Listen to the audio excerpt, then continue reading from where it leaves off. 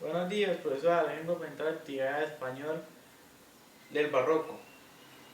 Muy bien, profesora. Le voy a hablar del barroco. El barroco vino de Europa, en los países europeos, en el siglo de oro.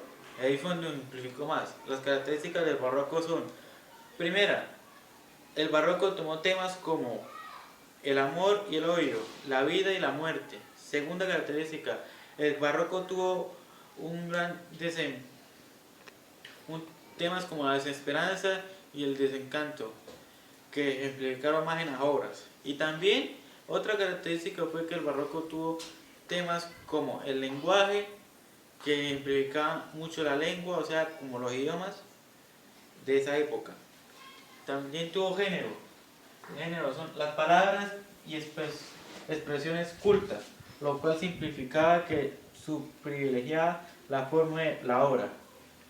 El latinismo y el uso de las palabras esdrújulas, que marcaron una importancia propia. O sea que las palabras esdrújulas marcaron importancia, mucha importancia en esa época. También tuvo el teatro, la comedia. La comedia también fue durante la época, tuvo una gran importancia en la época más brillante de esa época, en los momentos más ilustrantes, en la comedia. También tomó temas como el honor, el horror, la valentía, el amor y temas caballerosos que también implican anteriores, como el respeto, la voluntad, la adversidad, etc. También la ilustración y el neoclasismo, el cual se llevó por llamado el siglo de la ilustración, en el cual se simplificaba la vida de esa época, o sea, como los momentos brillantes de la vida. También llegó el neoclasismo literario, el cual llegó como movimiento que también llevó a Aristóteles y a Honrad, que surgió durante el siglo XVIII al XIX.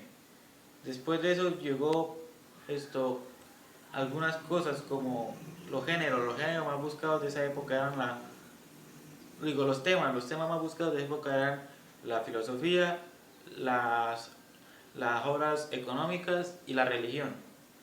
También tuvo como sus géneros, era la fábula y, y el ensayo, que la fábula era más como un escrito que rimaba para acompañar a los escritos de la época. También llegó la enciclopedia fue una de las acciones mejores de esa época, que implicó muchos temas y muchos conceptos de esa época como la ciencia, la literatura, el español, todo simplificado en un libro, el cual se fue actualizando de época en época.